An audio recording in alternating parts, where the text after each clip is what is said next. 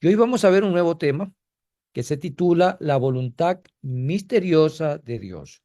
La voluntad misteriosa de Dios. Así que, amados hermanos, vamos a empezar el día de hoy con las recomendaciones también del caso. En este sentido, tener una Biblia a la mano, tener la palabra del Señor a la mano, tener una libreta de apuntes y tener también un esferográfico para que usted pueda anotar lo que considera pertinente, relevante para su crecimiento, edificación espiritual. Vamos el día de hoy a abrir la palabra del Señor de manera inmediata en el libro de Efesios capítulo 1 versículo 9. Efesios capítulo 1 versículo 9. Vamos a leer la palabra del Señor en este libro. La palabra del Señor la leemos en nombre del Padre, del Hijo y de su Santo Espíritu. Dice la palabra del Señor, dándonos a conocer el misterio de su voluntad según su beneplácito, el cual se había propuesto en sí mismo. El tema de nuestro capítulo en base a esta base bíblica, la voluntad misteriosa de Dios. Decir que la voluntad perfecta de Dios es misteriosa es lo menos que podemos decir de ella. Es lo menos que podemos decir de ella.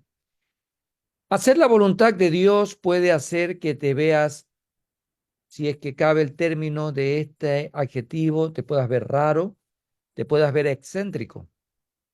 Hacer la voluntad de Dios puede hacer que nos veamos de esta manera para muchas personas, pero no evitaremos hacer la voluntad perfecta de Dios si comprendemos que esta es esencialmente misteriosa.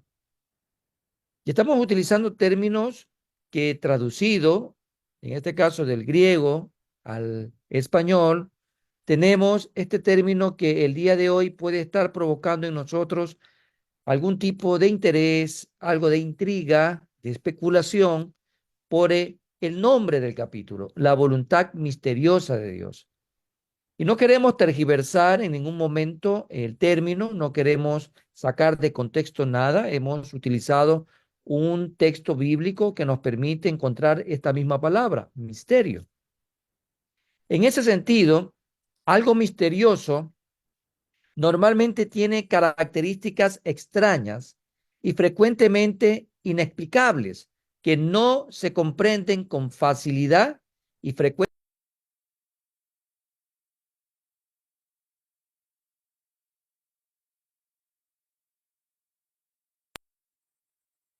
Por lo tanto, es importante que comprendamos en esta noche que normalmente la gente malinterpreta a Dios y frecuentemente piensan que están tratando, algunas veces, cuando se malinterpreta la voluntad de Dios, se piensa con mucha regularidad que Dios está tratando de destruirlos, cuando lo que Dios en realidad quiere es todo lo contrario.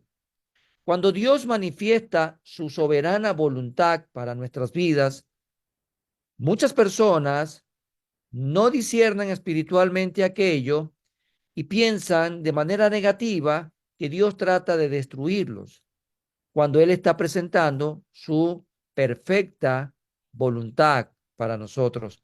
Debemos de recordar que la palabra del Señor, de acuerdo a lo que establece el libro de Romanos capítulo 12, tiene características y la voluntad de Dios es buena, es agradable y es perfecta. Por lo tanto, siempre tenemos nosotros que discernir desde el punto de vista espiritual y basándonos en la misma revelación escrita de la voluntad perfecta de Dios para nuestras vidas. Y en ese sentido es que hay que hacer énfasis respecto a el nivel de profundidad en nuestro estudio sistemático de la palabra de Dios. Esto es parte de la introducción de este capítulo. No podemos comprender esta maravillosa y misteriosa voluntad del Señor simplemente si lo queremos hacer en la carne. Tenemos la necesidad de adentrarnos en la misma palabra de Dios. Por consiguiente, lo que queremos hacer a lo largo de este capítulo número 4 de nuestro estudio bíblico es ver muchas ocasiones en las cuales el Señor, por medio de su palabra, nos revela la voluntad desde el punto de vista misterioso. La voluntad de Dios, en otras palabras, ha sido misteriosa para el hombre. Y vamos a ejemplificarlo. Por eso tomamos como base del insumo que necesitamos para nuestro estudio bíblico la misma palabra de Dios.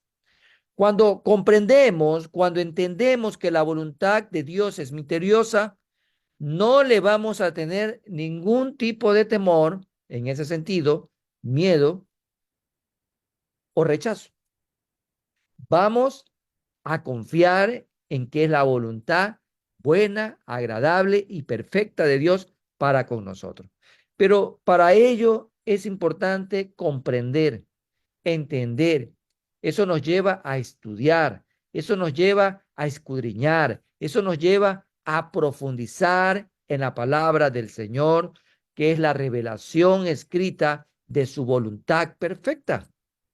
Por lo tanto, te animo, amado hermano, con esta introducción a que podamos adentrarnos a la luz de la palabra del Señor e ir encontrando estos ejemplos que nos trae la palabra de diferentes lugares, con diferentes actores bíblicos, en donde podemos encontrar la voluntad de Dios que ha sido misteriosa para el hombre. Bien, vamos entonces a empezar con este primer ejemplo. Este primer ejemplo donde se revela la voluntad de Dios de manera misteriosa para el hombre. En ese sentido, veamos este primer ejemplo y quiero que tomes apunte. Tomemos el día de hoy nota de lo que el Señor trae para nuestras vidas. El misterio de que renunciar a la seguridad terrenal por instrucciones de Dios puede darte seguridad. Este es el primer misterio y lo vamos a ver a través de la vida de un hombre de Dios en el Antiguo Testamento. El misterio de que renunciar a la seguridad terrenal por instrucción de Dios puede darte seguridad. Hay ciertas cosas que hacemos para asegurar nuestro futuro, como un pensamiento normal dentro de la vida humana. Este número de cosas que realizamos para asegurar nuestro futuro van desde estudiar una carrera, emprender un negocio, tomar buenas decisiones en la juventud, asociarnos con personas brillantes e inteligentes, ser ahorrativos, tener buenos hábitos. Normalmente es lo que la gente hace para asegurar un buen futuro. Eso es alguien que tiene visión, alguien que tiene una perspectiva de vida distinta a lo que es una vida de escasez y por lo tanto tiene ciertas particularidades sus decisiones y eso es un pensamiento normal dentro de la sociedad. Creo que nosotros en muchas ocasiones hemos estado pensando en nuestro futuro desde que éramos muy niños, adolescentes o en nuestra juventud, e incluso, ¿por qué no decirlo?, en los mismos tiempos actuales. Por eso existe distintas áreas de educación, de conocimiento. Hay gente que estudia un tercer nivel, se va por un cuarto nivel, hay gente que invierte, hay gente que emprende, hay gente que innova, y bueno, eso es normal. Ciertamente, por ejemplo, en el marco de este primer ejemplo de misterio, renunciar a tu país, renunciar a tu familia y aventurarte en el desierto no es una de las formas de asegurarte un gran futuro. Así de sencillo. Y ya usted va hilando hacia el ejemplo que queremos poner. Dígame usted si tiene en su memoria un personaje del Antiguo Testamento que renunció a su país, renunció a su familia y se aventuró a un desierto producto de una tierra que se había prometida. ¿Quién se le viene a la memoria cuando usted escucha que renunció a sus tradiciones, a sus costumbres, a su parentela, por ir en pos de una promesa? Y enseguida se nos viene Abraham, como pone ahí nuestro hermano Braulio. Así de sencillo, ¿no? Rapidito relacionamos. ¿Tiene lógica acaso eso? En los tiempos actuales, ¿tendrá algo de sentido común esa decisión que tomó Abraham? Claro que para ello se necesita un ingrediente sumamente relevante para la toma de decisión que tomó en su momento Abraham. En ese sentido, de manera misteriosa, esa fue la forma en que Abraham iba a convertirse en alguien internacionalmente famoso. Y lo estoy utilizando como una referencia en la actualidad.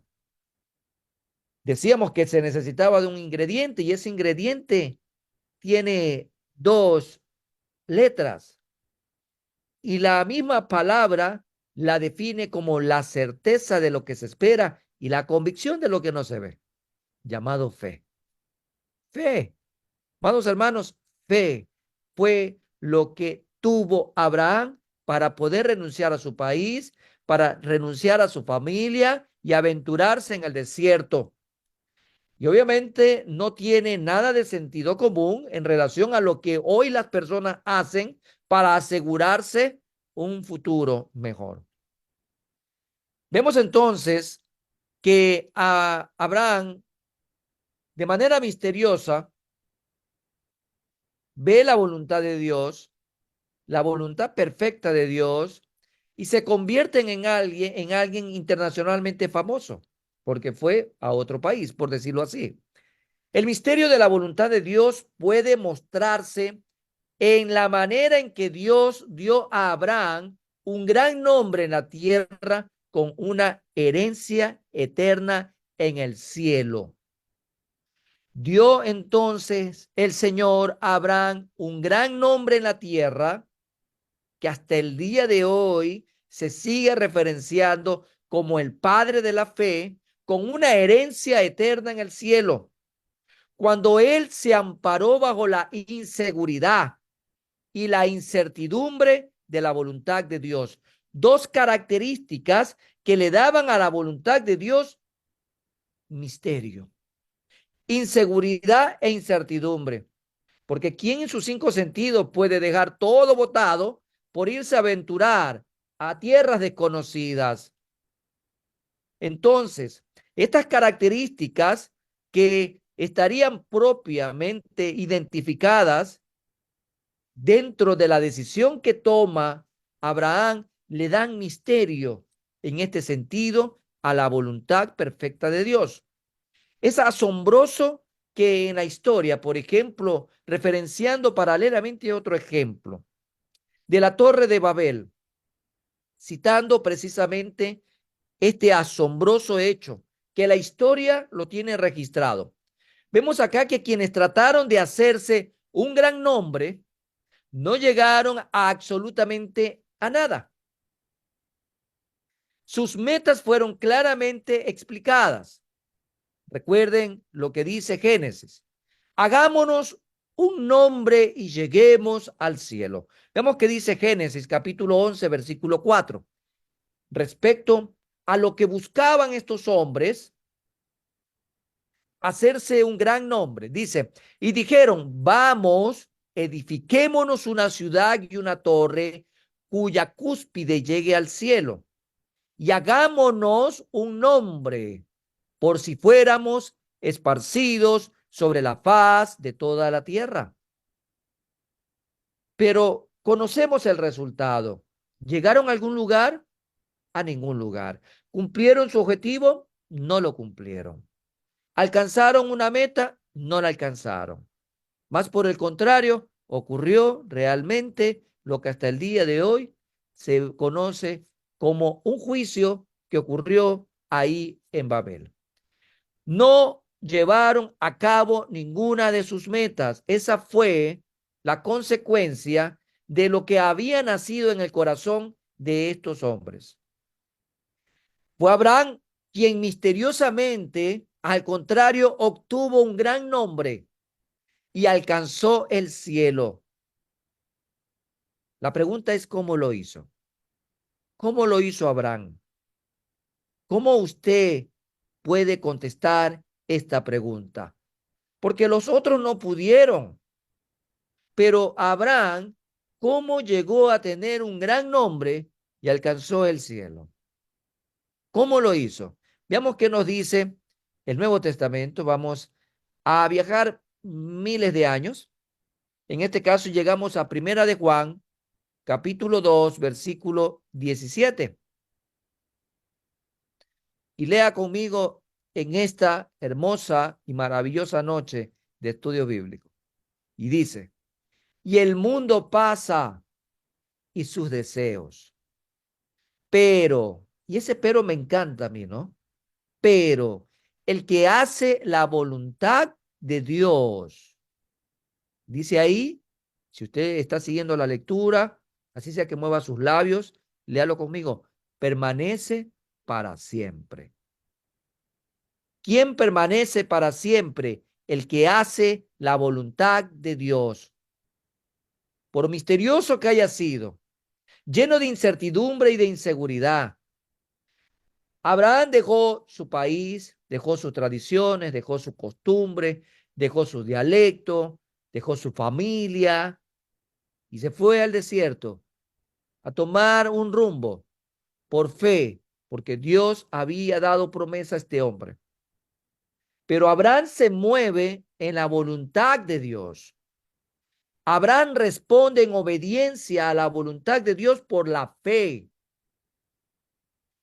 Caso contrario, cuando vemos el ejemplo de la Torre de Babel, ¿quién le dispuso a estos hombres que vayan, edifiquen una ciudad, edifiquen una torre que llegue hasta la cúspide del cielo? Hagámonos un nombre.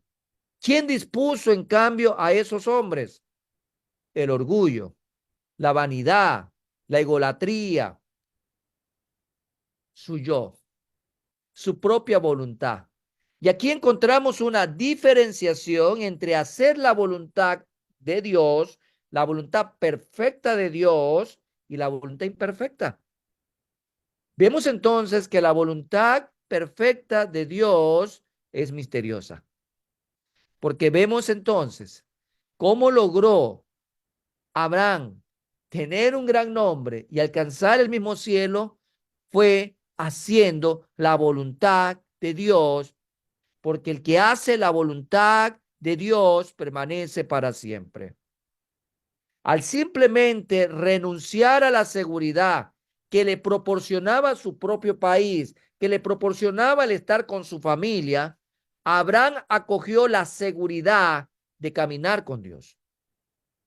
Caminó con Dios. Dice Génesis capítulo 12, versículo 1 y 2 lo siguiente. Pero Jehová había dicho a Abraham, vete de tu tierra y de tu parentela y de la casa de tu padre a la tierra que te mostraré. Eso fue lo que recibió de parte de Dios Abraham. Y dice el versículo 2, y haré de ti una nación grande, y te bendeciré, y engrandeceré tu nombre, y serás bendición. Hermoso. Amados hermanos, este primer misterio de renunciar a la seguridad terrenal por instrucciones de Dios, en donde Dios te da seguridad. Es claro el ejemplo, maravillosamente claro. Y este hombre pudo comprender, pudo, como decíamos en la introducción, entender que la voluntad de Dios es misteriosa. No tuvo miedo y no la rechazó. La Biblia no registra que había rebeldía en Abraham en ese sentido. La Biblia no registra que tuvo miedo. La Biblia no registra que rechazó. La Biblia registra, de acuerdo a lo que dice la palabra del Señor, que este hombre obedeció a Dios en fe y dejó su tierra, dejó su parentela, dejó su seguridad, dejó su confort para ir detrás de lo que Dios había prometido. Primer ejemplo, amados hermanos, en donde podemos comprender la voluntad misteriosa de Dios. Primer ejemplo. Y hemos dicho en la introducción de este capítulo que tenemos muchos ejemplos, porque en muchas ocasiones diferentes vemos que la voluntad de Dios ha sido misteriosa para el hombre. Veamos un segundo ejemplo. Toma apunte. Vamos a tratar de hacer también preguntas, sobre todo para nuestros hermanos que son los voluntarios siempre, ¿no? Que tienen las cámaras apagadas. Así que vayan preparándose aquellos hermanos voluntarios. Veamos el segundo ejemplo. El misterio de que seguir las instrucciones de Dios, de no hacer nada, puede darte mejores resultados que hacer algo. Vuelvo a repetir, y no quiero que saque de contexto nada de lo que estamos compartiendo. Si tiene inquietud, tendrá que preguntarla. Si lo puede hacer posteriormente a nuestra hora de estudio, podemos hacerlo por interno y contestaremos también sus inquietudes. El misterio de que seguir las instrucciones de Dios, de no hacer nada, puede darte mejores resultados que hacer algo. De manera misteriosa, la voluntad perfecta de Dios puede significar que te quedes quieto y no hagas nada. Eso puede significar. Puede sonar medio extraño, ¿no? Porque estamos acostumbrados en ir y hacer la gran comisión, en ir y hacer la voluntad de Dios, en ir y hacer lo que Dios nos demanda, el servicio. Estamos siempre enfocados en la fe con la acción. Pero aquí tenemos un ejemplo a la luz de la palabra del Señor, de esta manera misteriosa, cuando la voluntad perfecta de Dios puede significar que simplemente tengamos que quedarnos quietos, no hacer nada. Es difícil no hacer nada cuando estás lleno de vida, cuando estás lleno de energía. ¿A cuántos a veces nos ha tocado a lo largo de nuestra vida cristiana que por alguna razón se nos ha sentado y que no tengamos que actuar, que no tengamos que servir, que no tengamos que hacer nada en ningún ministerio? Eso nos puede incomodar, nos inquieta, porque estamos llenos de pasión, de vida, de energía, y nos resulta difícil. Queremos estar activos, sirviendo, haciendo algo. Y creemos que la voluntad de Dios jamás sería que estemos sentados, tergiversando todo concepto, tergiversando la palabra, porque muchas veces no comprendemos la voluntad perfecta de Dios porque no oímos la palabra con claridad. Y si no la oímos con claridad es porque no la leemos, y es porque no la estudiamos, es porque no nos interesamos realmente en un estudio sistemático en donde nuestro crecimiento individual, desde el punto de vista espiritual, que es nuestra propia responsabilidad, esté basado en metas claras, en tiempos específicos. Muchas veces sí aspiramos a alcanzar un título X, Y o Z de algún grado en particular. Pero dentro de la vida cristiana, amados hermanos, deben de haber mayores metas que las metas que serán terrenales. Porque al final es verdad, y yo no estoy oponiéndome a los estudios universitarios, yo felicito a aquellos hombres y mujeres que se desafían en alcanzar un título de tercer o cuarto nivel. Gloria a Dios por aquello. Pero ese no es el fin. El fin es que así como en un momento dado has invertido tanto tiempo en estudiar en una universidad, también puedas invertir tiempo en estudiar en un seminario o en una universidad cristiana, sacar una licenciatura, una maestría, ¿por qué no un doctorado? Empezamos por un centro de estudio bíblico, gloria a Dios, pero hay mucho más que seguir aprendiendo a la luz de la palabra de Dios, porque nunca terminarás en esta tierra de conocer la palabra del Señor, porque la palabra es viva y eficaz. La palabra es infinitamente eterna y nosotros somos limitados en tiempo y en espacio en esta tierra. Claro que vamos a vivir por la eternidad delante del Señor y gloria a Dios por esa convicción que realmente el Señor Jesús pone en nuestros corazones. Pero alguien que pueda decir en esta tierra, ah, bueno, yo ya hice esto, hice de acá, ya leí la Biblia una vez, ya me sé todo, eso es un engaño muy vil y muy ingenuo de pensar de esa manera. Por lo tanto, debemos de tener claro, amados hermanos, el concepto, el concepto de lo que el Señor nos dice a través de este ejemplo respecto a este misterio de no hacer nada muchas veces dará mejor resultados que hacer algo. Y es la voluntad perfecta de Dios y es misteriosa, sí, misteriosa. Por ejemplo, tenemos otros personajes del Antiguo Testamento y dejamos al patriarca atrás, Abraham, y nos vamos a enfocar en la vida de un hombre. Voy a dar una pista, varón conforme al corazón de Dios. Y enseguida usted ya sabe, como buen estudiante de la Biblia, ya sabe el nombre. Ya sabe que hablamos de David. Excelente. David, vio cómo la gente rápido escribe, están bien preparados. Excelente. ¿Qué fue lo que Dios le prohibió a David hacer? Dios siempre le daba órdenes a David y David obedecía. Claro que cuando David se salía de obedecer lo que Dios mandaba, le iba mal. David no es que era perfecto. David cometió muchos errores, pero también mucho tiempo, muchos aciertos de él. Dios lo bendecía por las cosas que él hacía en el nombre del Señor, en obediencia al Señor.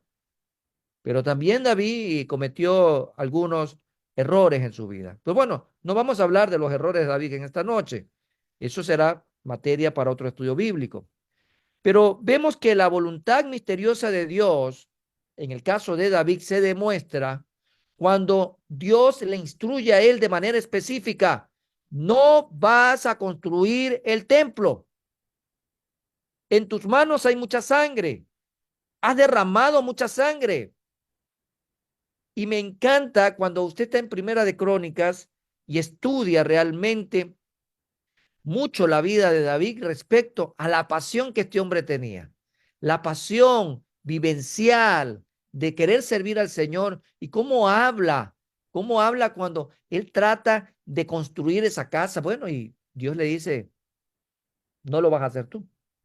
Voy a levantar a alguien de tu descendencia.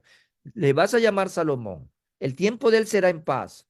Él es el que va a construir el templo, no tú.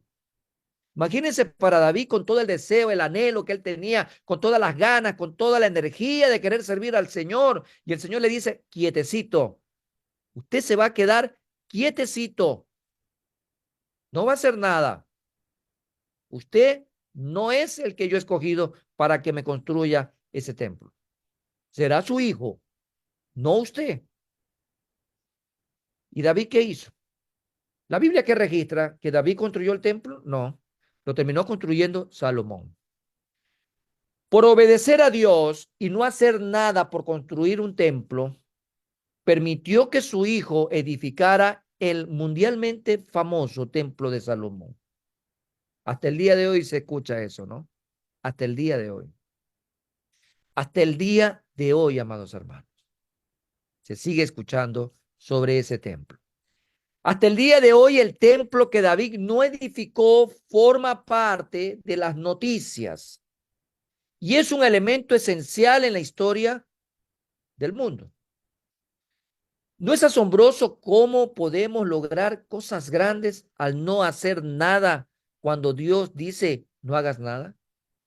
¿No le viene a usted realmente algunos momentos de su vida en donde le ha costado a usted quedarse quieto y ver que los resultados en obediencia a quedarse quieto, porque esa fue la voluntad de Dios, fueron mucho más grandes que si usted hubiese estado haciendo algo? Si David hubiese entrado en desobediencia, la cosa hubiese sido distinta. Pero David obedeció. La palabra registra que David obedeció. Pero eso sí, aunque él no construyó, él organizó. Dios le dijo, usted no va a construir el templo y él no construyó, obviamente. Pero David sí generó, obviamente, un trabajo, algo que permitió reunir todo el material, y él exigía a todas estas personas que iban a construir en su momento o iban a proveer los insumos, la materia prima, todos los recursos que se iban a necesitar, le decía algo: excelencia, lo mejor para el Señor, es para la casa del Señor, excelencia, calidad, den lo mejor para la casa del Señor. Y es impactante ver en el corazón de David que aunque él no iba a construir ese templo, él le decía a todos los que ya deberían estar levantando los preparativos, levantando todos los insumos, todo lo que era oro, plata, bronce, toda la madera que se iba a utilizar. Él le decía: por favor, la excelencia, la mejor calidad, porque es para la casa de Dios. Un ejemplo maravilloso. Ahora nosotros sabemos que la casa del Señor somos nosotros. Somos la morada, somos el templo y morada del Espíritu Santo de Dios. Pero tampoco podemos dejar a un lado que Dios nos ha dejado la capacidad de podernos constituir congregándonos en un lugar físico, en donde le llamamos casa de oración, y consideramos que esa casa de oración el Señor la levantó para que su pueblo se congregue. Y también deberíamos de tener con mucho celo, como David lo hacía, dar lo mejor para la casa del Señor, dar lo mejor de lo mejor para la casa de oración que el Señor nos ha permitido tener para congregarnos. Bueno, hacíamos una pregunta hace un momento. ¿No es asombroso cómo podemos lograr cosas grandes al no hacer nada cuando Dios dice no hagas nada? ¿No es asombroso? Veamos qué dice Primera de Crónicas 17, versículos 3 y 4. Primera de Crónicas 17, versículos 3 y 4. En aquella misma noche vino palabra de Dios a Natán diciendo: ve y di a David mi siervo, así ha dicho Jehová, tú no me edificarás casa en que habite. Tú no me edificarás casa en que habite. Parafraseando un poco esta porción, tratando de ver en escena a David apasionado. David era un salmista, David era un adorador, David adoraba realmente, nos deja ver con todo lo que correspondía a los instrumentos musicales. David danzaba, incluso fue mal visto alguna vez por su mujer, lo despreció porque David danzaba para el Señor. Y David lo hacía sin tapujos, sin vergüenza, sin ningún tipo de restricción, porque era su manera de adorar y alabar a Dios. Eso nos demuestra a nosotros las características de este hombre apasionado, vehementemente apasionado por servir al Señor. Y si parafraseamos esta parte de la Biblia, es como que Dios le dijo: ve, Natán, hazme el favor, ve y tranquilízame a David. Tranquilízalo, dile que se quede quieto, que no quiero que haga nada, porque ya anda con la idea de quererme hacer una casa. Ya anda con la idea de querer levantar un megatemplo. Tranquilízalo. Dile que se quede quieto, que yo no quiero que él haga nada. Imagínense, amado hermano, qué difícil tiene que haber sido para David, pero ahí es donde se demuestra el nivel de fe que debemos de tener, y por eso obedecemos. Porque David creyó que esa palabra vino de Dios, porque viene Natán, donde Natán era un profeta, un hombre que Dios utilizaba su garganta, un hombre que Dios había utilizado para que le transmita palabra al pueblo. Y Natán le lleva este mensaje de Dios a David, y David lo cree y por fe obedece. Y él no construyó. Vemos entonces en la palabra del Señor un segundo ejemplo. Un segundo ejemplo de la voluntad misteriosa de Dios. La voluntad misteriosa de Dios. Y miren, como decíamos al comienzo, qué importante es comprender que la voluntad perfecta de Dios es esencialmente misteriosa, porque solo así No vamos a tener miedo y no la vamos a rechazar. Simplemente vamos a obedecer. Comprender que la voluntad de Dios muchas veces tendrá misterio, misterio para nosotros, cosa que diríamos en el caso de Abraham, no es lógico que Abraham deje su familia, deje su tierra, sus costumbres para que vaya al desierto en pos de una tierra que quién sabe dónde estaría, ¿no? No es lógico que se le coarte el deseo, ¿sí? Y tal vez aparentemente hasta el derecho que tendría David, ese varón conforme al corazón de Dios, ese salmista, ese hermoso adorador, ese rey que tuvo Israel y que se le coarte el derecho a construirle la casa a Dios. Y ahí está el verdadero misterio. Y cuando nosotros vemos realmente que la voluntad perfecta de Dios es misteriosa, comprendemos este principio, entonces no tendremos miedo y no la vamos a rechazar.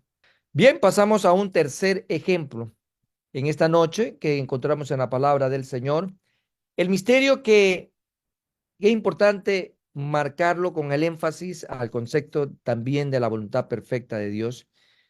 El misterio de que limitar tu vida de servicio, ¿sí? Vida de servicio. Todos y cada uno de los hijos de Dios, sin excepción alguna, en la palabra se lo identifica como doulos, doulos. En el griego eso significa siervos, siervos. Esta es una reunión de sundoulos, significa una reunión de consiervos, consiervos. En otras palabras, compañeros de esclavitud. En el griego, esta palabra doulos es para siervo o esclavo. Y son doulos es consiervo o compañero de esclavitud. Bien, entonces, todos aquellos que profesamos a Cristo Jesús, que lo hemos recibido como el Señor y Salvador de nuestras vidas, que por fe tenemos plena convicción que hemos sido sellados con el poder del Espíritu Santo, que nuestro nombre está inscrito en el libro de la vida y que muy pronto Jesús viene por nosotros, entonces debemos de tener claro que al profesar esto nos identificamos como servidores, como siervos del Señor. Por lo tanto, todos tenemos una vida de servicio y servimos en distintas instancias, en distintos roles. No es que usted es un servidor o no es un servidor por el simple ejemplo de que está o no está en un ministerio dentro de una congregación. Esto va más allá. Servimos en el hogar, servimos en el trabajo y podemos servir en la congregación local. Claro que sí. Servimos como embajadores de Cristo. Servimos cumpliendo el rol que Dios nos ha dado. Acuérdese cuando analizamos nosotros hace unos 2 años un estudio bíblico que le denominamos feminidad y masculinidad bíblica y hablamos de los roles. Entonces, servimos con el rol de esposo, con el rol de esposa, con el rol de padre, con el rol de hijo, con el rol de hermano, con el rol de ser un buen ciudadano, de ser un buen empleado o de ser un buen patrono. Servimos nosotros en la iglesia, tal vez en un ministerio, como músico, como adorador, como maestro, como de repente líder de un ministerio, en cualquier tipo de espacio. Entonces, este tercer ejemplo nos permite comprender el misterio de que limitar tu vida de servicio a un grupo de personas puede provocar que alcancemos o que alcances a todos los grupos de personas. Bueno, ¿y quién será entonces el ejemplo central de este ejemplo? Valga la redundancia. ¿Quién sería, en este caso, el actor central de este ejemplo? Y el actor central de este ejemplo básicamente es nuestro Señor y Redentor y Salvador Jesucristo. Bien, la voluntad misteriosa de Dios se demuestra cuando Jesús alcanzó al mundo entero, por decirlo así, ministrando solamente a los judíos. Mucha atención. El Señor Jesús Vino, obviamente, a lo suyo, que era su propósito, según lo que dice la palabra, pero los suyos no le recibieron. Ya sabemos quiénes eran los suyos, el pueblo judío. Y por lo tanto, pues tenemos nosotros la dicha y la bienaventuranza de que se expandió impactando al mundo entero a través del Evangelio de Cristo. Y por lo tanto, el Señor levantó a un hombre llamado Saulo de Tarso, después conocido como Pablo, el apóstol, ¿sí? El enviado a los gentiles. Vemos entonces en el ejemplo que el Señor nos permite en esta noche tener, es que la voluntad misteriosa de Dios se demuestra cuando Jesús alcanzó al mundo entero ministrando solamente a los judíos. Básicamente los seguidores de Jesús, cuando iba en barca o cuando caminaba, llegaba a una aldea o subía a un monte, él oraba, preparaba, regresaba. Y por ejemplo, esas multitudes que escuchaban a Jesús eran de 5,000, de 3,000, de 7,000. Bueno, un número exacto no lo podemos tener porque en el relato bíblico solo se enumeraba al hombre, no se enumeraba a las mujeres y tampoco a los niños. Entonces hablamos de grandes multitudes que en este caso pues seguían a Jesús. Pero aunque eran grandes multitudes de judíos que seguían a Jesús, dentro del universo poblacional, obviamente era un grupo de personas que estaban identificados como judíos. Hoy en día, hoy en día, el cristianismo es una relación de fe no judía. ¿Usted sabe cuántos millones de cristianos existen hoy? ¿Usted sabe cuántos hay? La pregunta es si usted tiene la idea, si al presente usted tiene un número aproximado de los cristianos que existen en el mundo. Al presente. Imagínese un número exacto. Pero somos millones, amados hermanos. No tengo el número exacto. No me atrevería a decir un número exacto porque creo que en este mismo momento cientos o miles de personas están recibiendo a Cristo Jesús. Así como cientos de personas reciben a Cristo Jesús, cientos de personas están muriendo en este momento sin Cristo Jesús. Pero en medio de ello, también cuántos cristianos ya no están en esta tierra. Entonces, pudiéramos ubicarnos en el tiempo presente y relacionar al cristianismo como una relación de fe no judía, producto, amados hermanos, el número que solo Dios sabe con exactitud de cuántos cristianos existen a la fecha, identificados plenamente por el Espíritu Santo, son consecuencia de que Jesús un día limitó su vida de servicio a un grupo de personas, en este caso, al pueblo judío. Pero eso permitió alcanzar a todos los grupos de personas.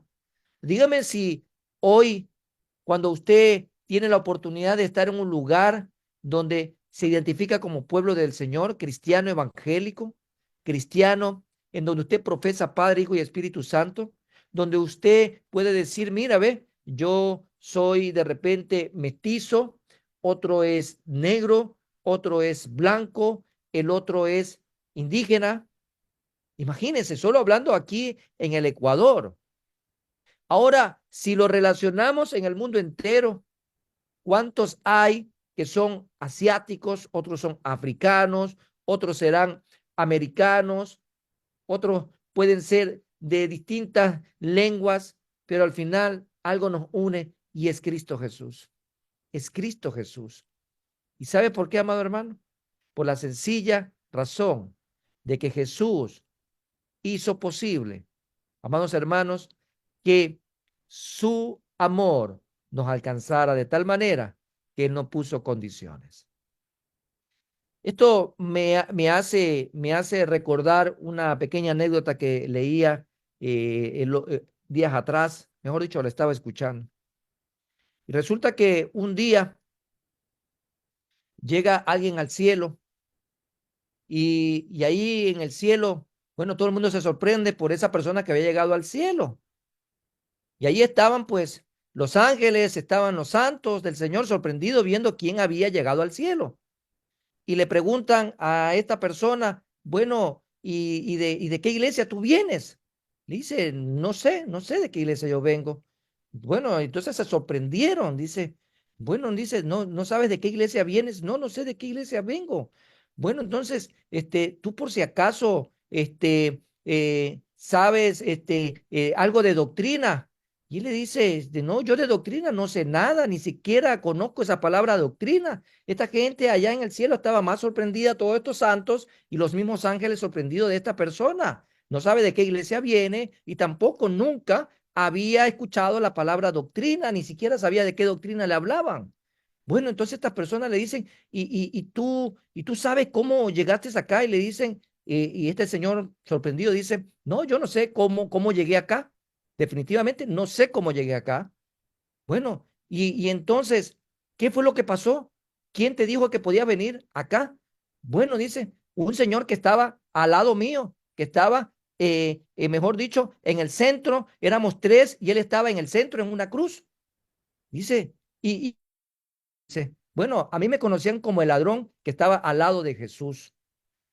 Entonces, amados hermanos, aquí debemos de tener en cuenta algo, que ese hombre nunca había sido bautizado, nunca había estudiado doctrina, y lo más triste cuando le preguntan a él, ¿y cuáles fueron tus buenas obras? Y él dice, no, nunca hice buena obra a nadie. La razón por la que había llegado a la misma presencia, al mismo cielo, porque cuenta esta anécdota, era sencillamente porque Cristo Jesús llegó en el momento apropiado para poder alcanzar a esta persona sin ningún otro tipo de obstáculo.